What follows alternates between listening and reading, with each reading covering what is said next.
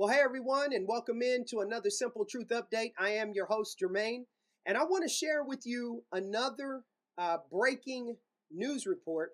It may not be something that is too new to you. If you're not familiar with it, I want to share with you the situation that is going on in Syria. Now, I'm not coming from a political standpoint, but I am coming from a people standpoint. I had the opportunity while watching RT.com, the news outlet, the alternative news outlet, and I saw a very touching story about the people of Syria and their struggle to survive amidst all of this turmoil that is going on, the warring factions and the things that are happening in Syria. I want you to take a look at this report from RT, and please take a very close look at it, and then we'll be back. Prices for food, fuel, everything are very high.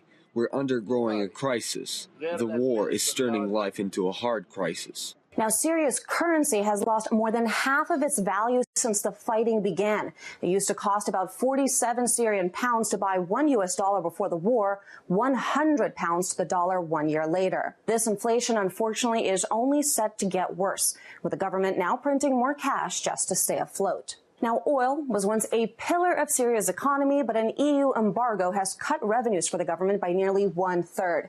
Now, those sanctions may have been aimed at the government, but of course it is ordinary Syrians who are now paying at the pump. £4,000, that's about $60, used to be enough for a month, but now you need twice as much.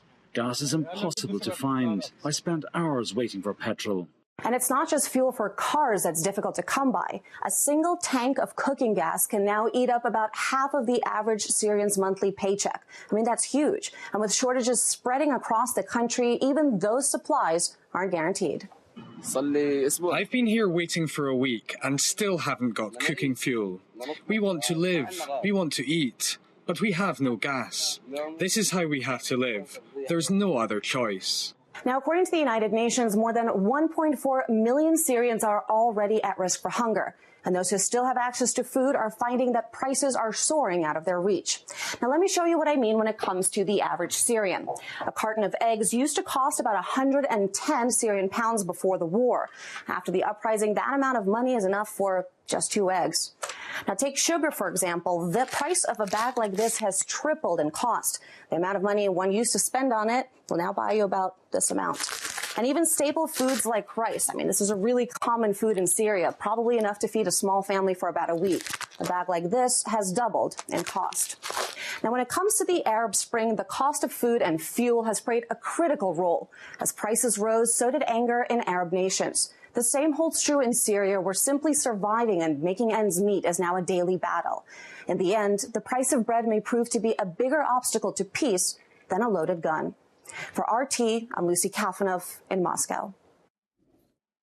Okay, well, ladies and gentlemen, now after seeing what I just shared with you, is it too far-fetched to believe that with the economic problems that we're having here in America and the unrest that we're having with countries such as Russia and Iran, that this same thing could not possibly happen here in the U.S.?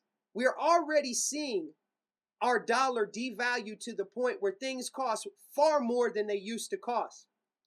Food being at an all-time high, and the struggle to get good food. I've seen many articles and seen many video reports where it is actually becoming a crime to grow your own food. The question you have to ask yourself is, why is this? Why is it that to be able to grow your own food and know what is going into the food, no GMOs, no herbicides, no pesticides, that there is something wrong with that? Ladies and gentlemen, the simple truth of the matter is that proper preparation prevents poor performance. Keep that in mind. And as I always tell you, the simple things, ladies and gentlemen, are oftentimes the most profound, but yet they are the most difficult to put into practice and to actually do.